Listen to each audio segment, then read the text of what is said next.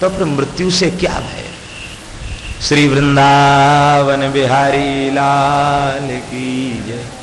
हम लोगों का सत्संग कोरा परिश्रम न रह जाए, हमारी वास्तविक रति भगवान में हो जाए, संसार से सर्वथा अनासक्ति हो जाए, ऐसी प्रार्थना हम भगवान से करते हैं।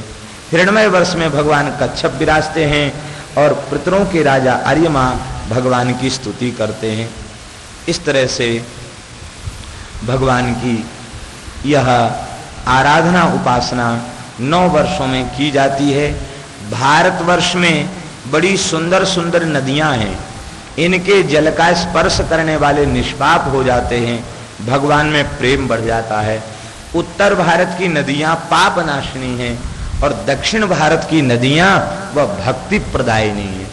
इसलिए एकादश स्कंद में इस बात को लिखा गया कि दक्षिण की नदियों में के किनारे जो प्रकट हुए वे महान भक्त हुए। उन पवित्र नदियों के नाम हैं चंद्रवसा, ताम्रपर्णी, अवतोडा, कृतमाला, बैहायसी, कावेरी, बेणी, पयस्विनी, सरकरावर्ता, तुंगभद्रा, कृष्णा, वेण्या, भीमरथी, गोदावरी, निर्विंध्या, पयोष्णी, तापी, रेवा, सुरसा, नर्मदा, चर्मणवती, चर्मणवती जिसको चंबल कहते हैं, चर्मणवती, सिंधु, अंध, शोण नदी, महानदी, वेदस्मृति, ऋषिकुल्या, त्रिसामा, कौशिकी, मंदाकिनी, श्री यमुना, सरस्वती, दृषदवती, गोमती, सरयू, रोधस्वती, सप्तवती, सुखोमा, शतद्रु, चंद्रभागा, मरुदवृद्धा, वितस्ता, अशिकनी, विश्वा, बेत्रवती आदि आदि नदियां वे पवित्र नदियां हैं। इस भारतवर्ष में जीव जो जन्म लेते हैं उनके भाग्य की प्रशंसा देवता करते हैं। देवा गायन्ति, देवता गाते हैं। अहो अमीशाम किमकारी शोभनम प्रसन्न एशाम स्विदित स्वयं हरि यैर्जन्म लब्धम नृषुभारताजिरे मुकुंद सेवौपयिकम स्पृहायिना। देवता कहते हैं कि इन भारतवासियों ने कौन सा ऐसा शुभ कर्म किया था जो इनका जन्म भारतवर्ष में हो गया। अंत में देवता कहते नहीं नहीं, ये किसी पुण्य का फल नहीं है जो इनका जन्म भारतवर्ष में हो गया। प्रसन्न ये शाम सुदित स्वयं हरि, भगवान स्वयं प्रसन्न होकर भगवान ने इनको भारतवर्ष में जन्म दिया है। हम लोग देवता अवश्य हैं लेकिन भगवान की भक्ति से शून्य हैं। लेकिन धन्य है भारतवासी जिनको भारतवर्ष में जन्म लेने के बाद भगवान की भक्ति सहज सुलभ हो जाती है। भारतवर्ष में जन्म लेने वालों को सत्संग और भक्ति की सहज प्राप्ति हो जाती है। भारतवर्ष का कोई प्रांत, कोई जनपद, कोई ग्राम, कोई नगर और कोई ऐसा घर बाकी नहीं है जिसमें कोई ना कोई संत प्रकट ना हुआ। कोई घर भी बाकी नहीं। 100-200 साल पहले पूछो, अमुक महात्मा हुए थे।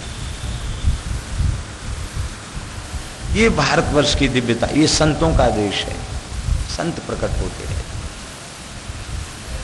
ये भारतवर्ष की विलक्षणता है।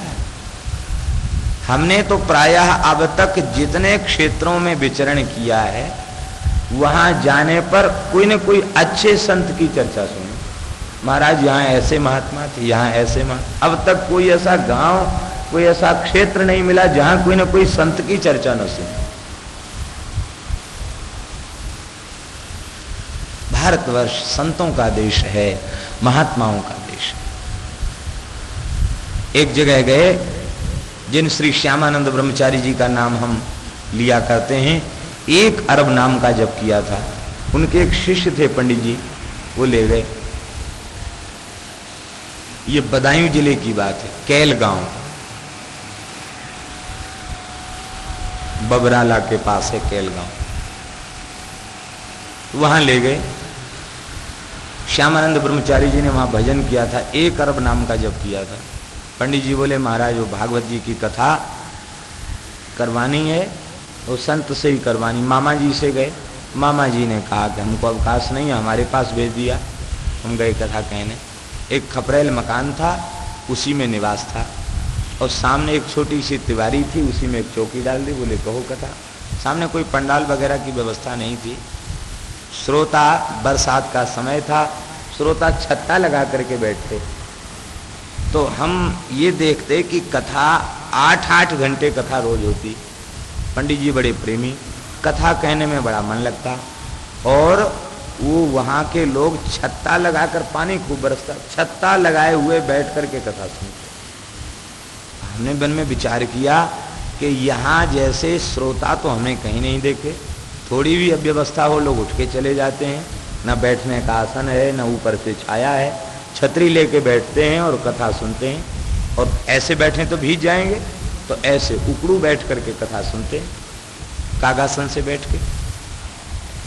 और वो जो मकान था पुराना सा, उसी में आसन था, तो जब उसमें लेटते तो कोई न कोई ठाकुर जी की लीला दिखाई पड़ती, कोई न कोई वृंदावन की लीला, ठाकुर जी की लीला, कोई संत का दर्शन, सत्संग, कथा, कीर्तन, ऐसी ही चीज की अनुभूति होती, दूसरी कोई चीज दिखाई नहीं पड़ती। पंडित जी से मैंने पूछा कि जब आंख बंद करते हैं तब कोई ना कोई बढ़िया चीज दिखाई पड़ती, बड़ी पवित्र जगह है। तो उनके आंख से आंसू आ गए। बोले महाराज, श्री श्यामानंद ब्रह्मचारी जी ने 1 अरब नाम का जप किया इस कोठरी में बैठ के, जहां आप लोगों का आसन। उनको पधारे हुए कई वर्ष हो गए, लेकिन उनके भजन के परमाणु आज भी हैं। हम लोग तो केवल इस स्थल को नमस्कार करने आते हैं, यहाँ कोई रहता नहीं है।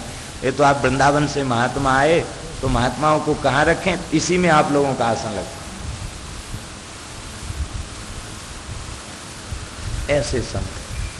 तो कहने का तात्पर्य ये है कि जहां जहां गए, अभी मुरैना गए थे, वहां लोगों ने एक संत की चर्चा सुनाई, श्री चतुर्दास जी महाराज, अनन्य नाम जाप, 1 अरब नाम का जब गुफा में बैठकर नाम जपते जपते सिद्ध हो गए, नाम जपते जपते सिद्ध। किसी ने कहा कि कबीर जी की वाणी में बहुत नाम महिमा है, आपने कुछ कबीर मठ से पोथियां मंगाई, उसमें सतनाम की महिमा थी, राम नाम की महिमा कम थी। तो बड़े उदास हो गए।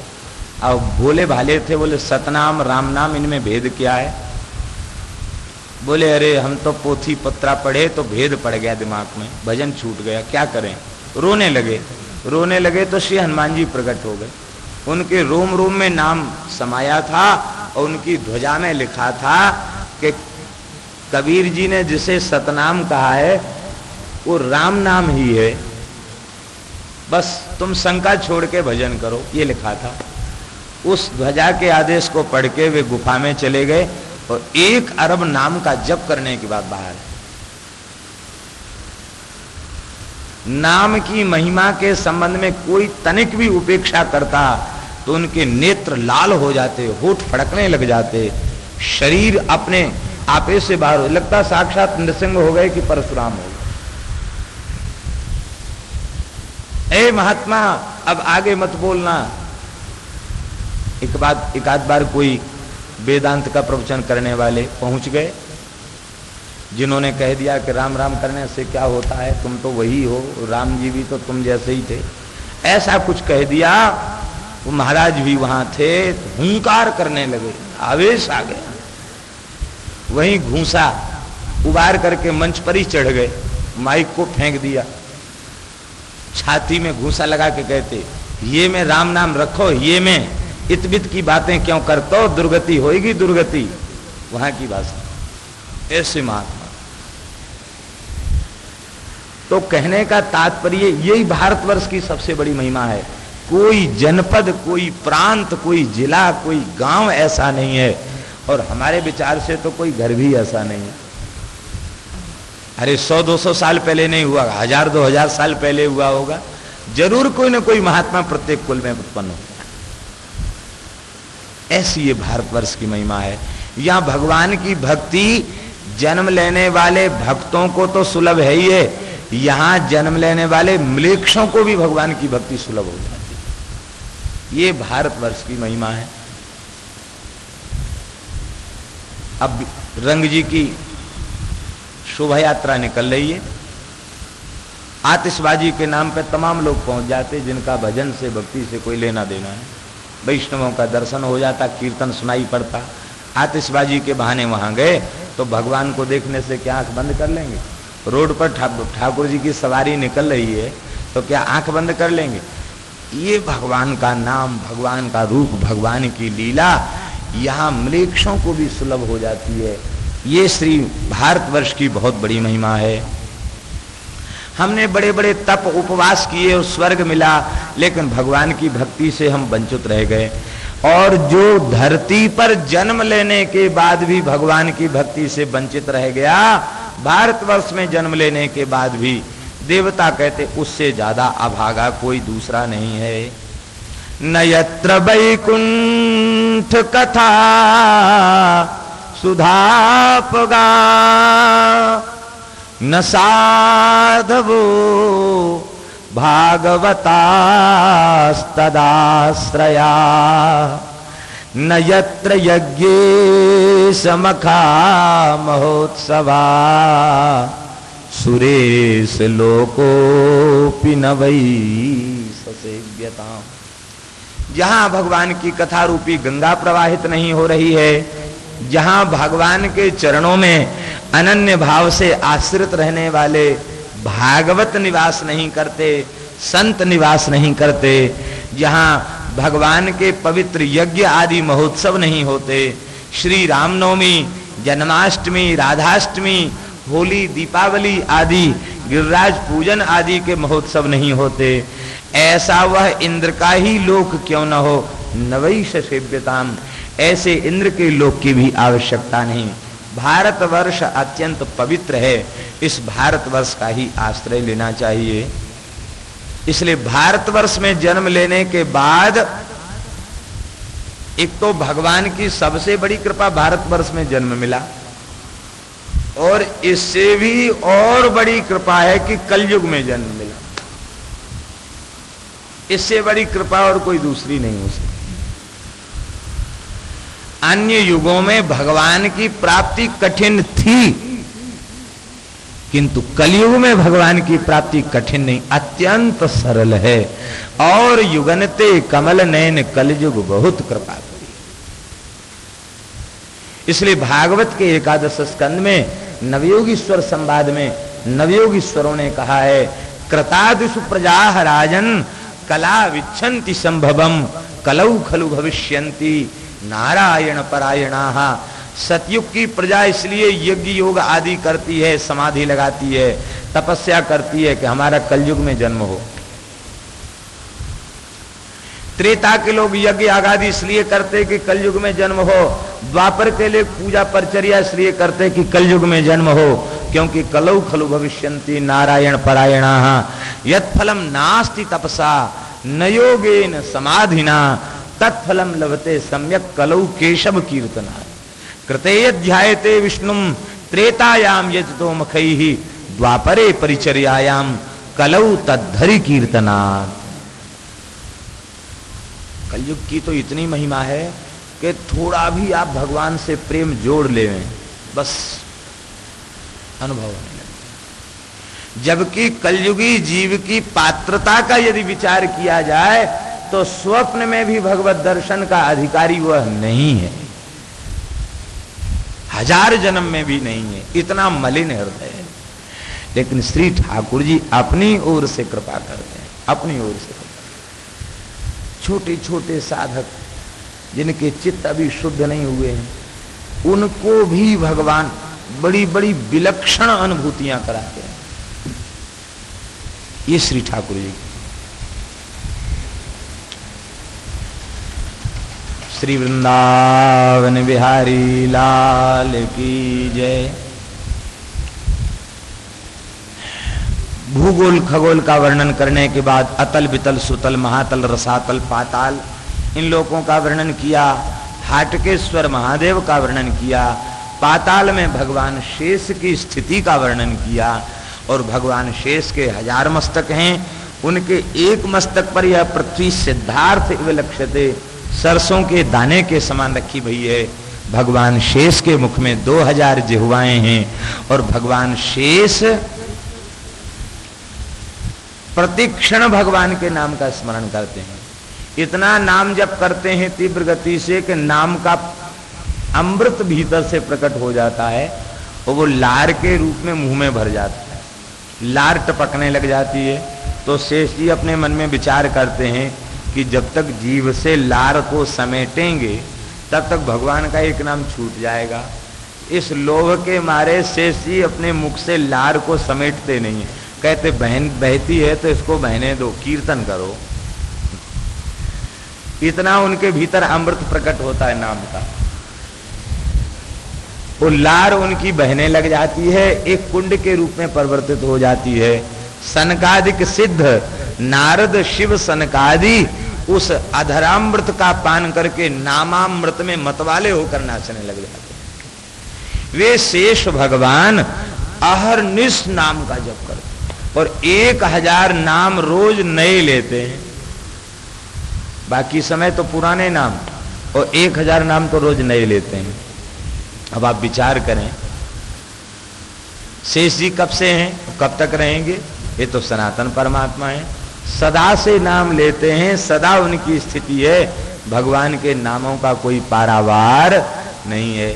जिस नाम से पुकारने लग जाओ ठाकुर जी, उसी नाम से महाराज प्रकट हो जाते हैं।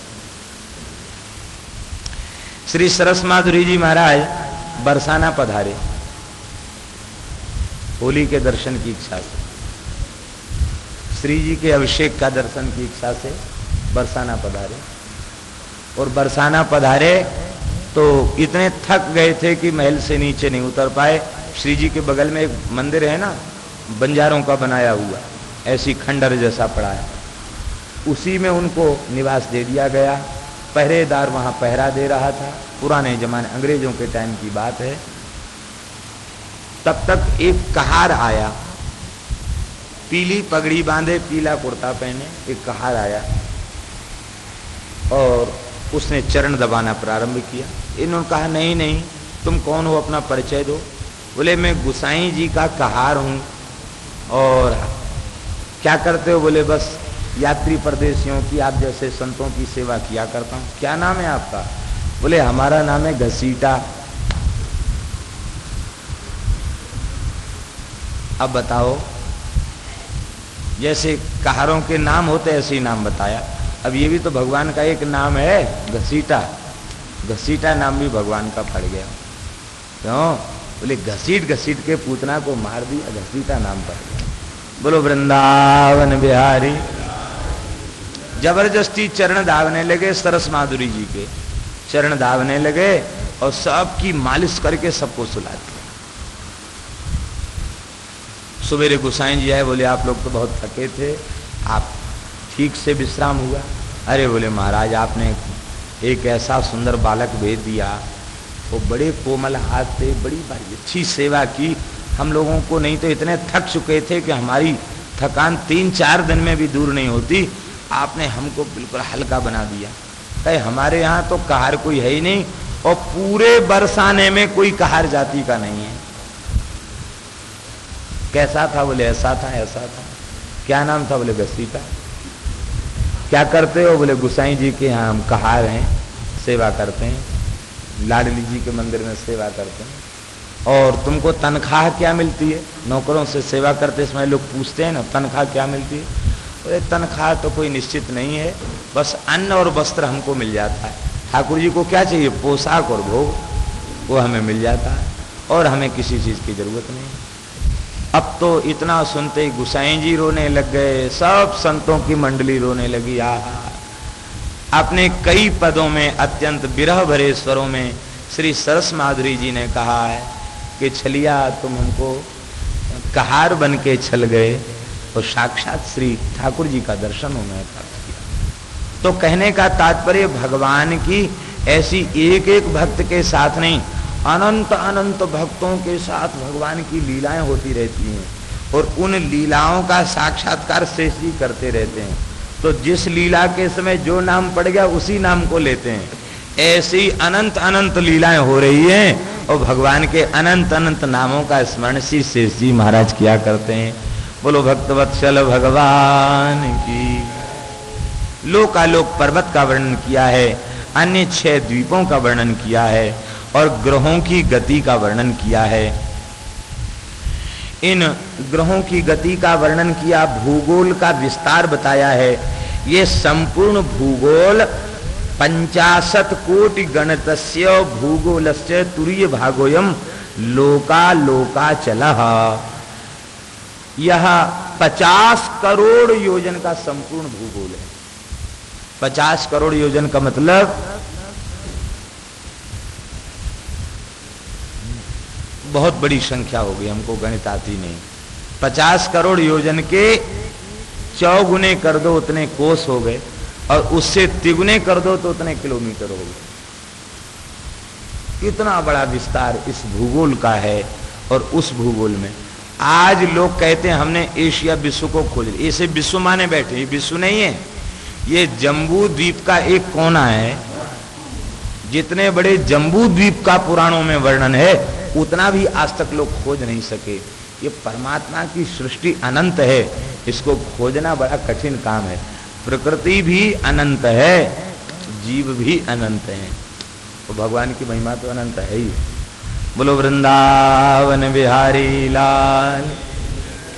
ऊपर के सूर्य के रथ का वर्णन किया है और सूर्य की गति का भी वर्णन किया है। कहते ये सूर्य भगवान, इनकी गति बड़ी विलक्षण है।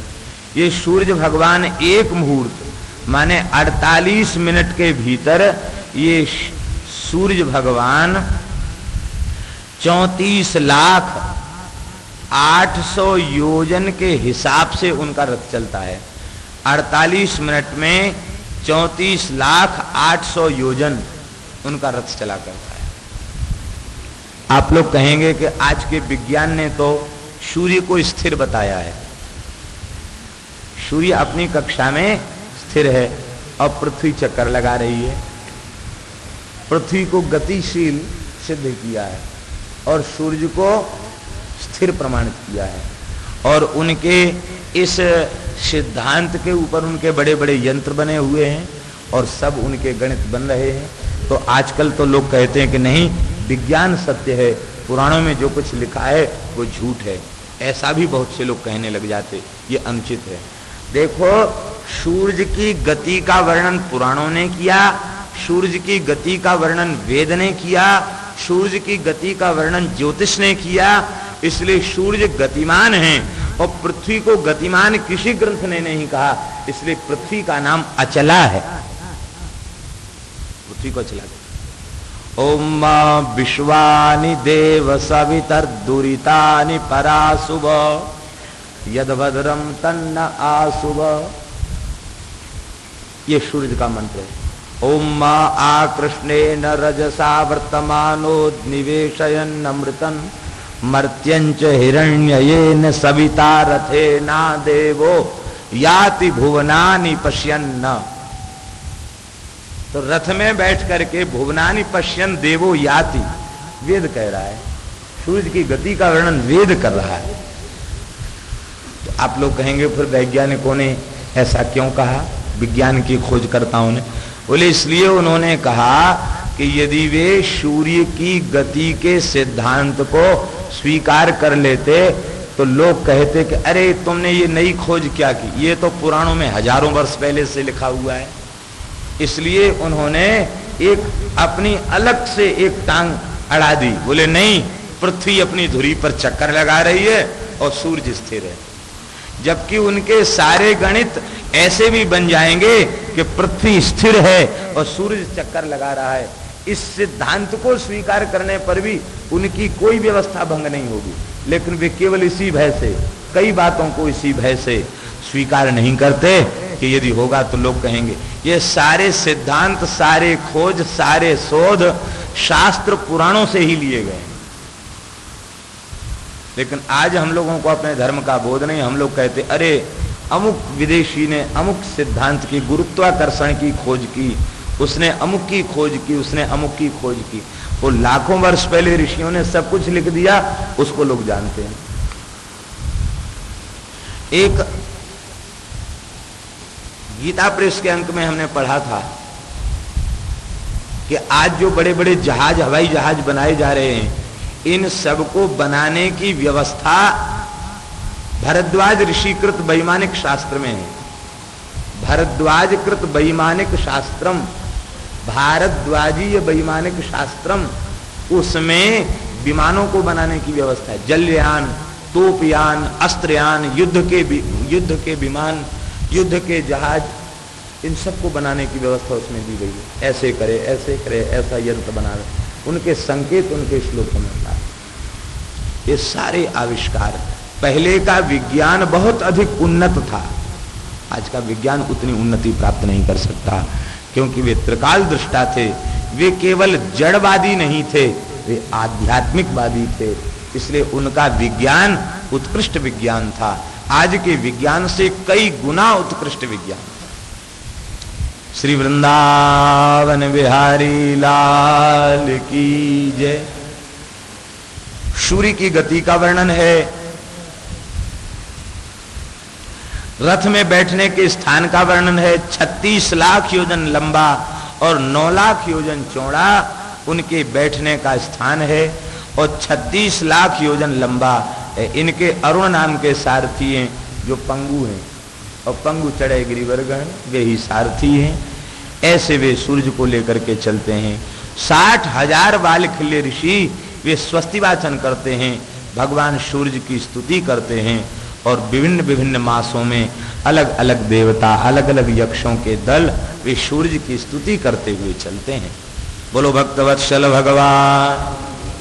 जिस समय सूर्य का रथ चलता है तो मंदेह नाम के राक्षस उत्पन्न हो जाते हैं, और जो ब्राह्मण ब्रह्म वेला में सूर्यार्घ्य देते हैं, उनसे मंदेह नाम के राक्षसों को वे भस्म हो जाते हैं, और सूर्य का मार्ग प्रशस्त हो जाता है। इसलिए ब्रह्मवेला में संध्या करने की और सूर्यार्घ्य देने की बड़ी भारी महिमा है। विभिन्न ग्रहों की स्थिति का वर्णन किया गया। सूर्य के बाद चंद्रमा की गति का वर्णन किया गया। ये चंद्रमा, इनकी गति और अधिक तीव्र है। ये सूर्य मंडल से 1 लाख योजन ऊपर है, माने 4 लाख कोस ऊपर सूर्य भगवान के चंद्रमा की स्थिति है। और चंद्रमा की चाल बहुत तेज है। वे सूर्य के मार्ग को, 1 वर्ष के मार्ग को 1 महीने में तय कर लेते हैं, और 1 महीने के मार्ग को 2.25 दिन में तय कर लेते हैं। इस तरह से ये चंद्रमा भगवान की कला हैं। ये अपनी किरणों के द्वारा वनस्पति, अन्न आदि का पोषण करते हैं, और इसलिए इनको सर्वमय कहते हैं। देवता इनकी आराधना करते हैं। चंद्रमा से 3 लाख योजन ऊपर 28 नक्षत्र हैं, वे वहां निवास करते हैं, और इनसे 2 लाख योजन ऊपर शुक्र ग्रह है। ये सूर्य की शीघ्र मंद के गतियों के समान कभी आगे पीछे चलते रहते हैं, कभी साथ साथ चलते हैं। ये शुक्र ग्रह वर्षा करने वाले ग्रह हैं। इनकी गति से ही वर्षा होने या न होने का अनुमान होता है। शुक्र की गति के अनुसार बुध की भी गति है, और ये बुध चंद्र शुक्र से 2 लाख योजन ऊपर है। ये प्रायः सौम्य ग्रह हैं, ये सबके लिए मंगल ही करते हैं। किंतु जब सूर्य की गति का उल्लंघन करके चलते हैं तो ये उत्पात भी कराते हैं, और ये किसी को बकरी हो जाते हैं, किसी के नीच भाव में स्थित हो जाते हैं तो उसका अनिष्ट भी करते हैं। 2 लाख योजन ऊपर बुध से मंगल है, और मंगल यदि वक्र गति से न चले तो एक राशि को 3-3 पक्ष में भोगता है। ये नाम तो इनका मंगल है, लेकिन ये प्रायः अशुभ ग्रह हैं, अमंगल को देने वाले हैं। यदि किसी के जातक के जन्मांग में ये उच्च भाव में हो अथवा श्रेष्ठ भाव में विद्यमान हो, तो यह उसको, जातक को, दरिद्र घर के जातक को भी राजा बना देते हैं या महान योगी बना देते हैं, और यदि नीच भाव में हो तो उसको नीचे गिरा देते हैं। ऐसा भी लिखा हुआ है। मंगल से ऊपर बृहस्पति हैं। ये बृहस्पति प्रायः ब्राह्मणों के कुल के अनुकूल हैं। यदि न वक्रः स्यात् प्रायेण अनुकूलो ब्राह्मण कुलस्य, क्योंकि ब्राह्मण वर्ग के होने के कारण अपने वर्ग के अनुकूल हैं। अनुकूल होकर ये एक शिक्षा दे रहे हैं। शिक्षा ये दे रहे हैं कि ब्राह्मणों में एक स्वभाव होता है, वे अपने वर्ग के अनुकूल नहीं होते। काक कुक्कुट कायस्थाः स्वजाति परिपोषका।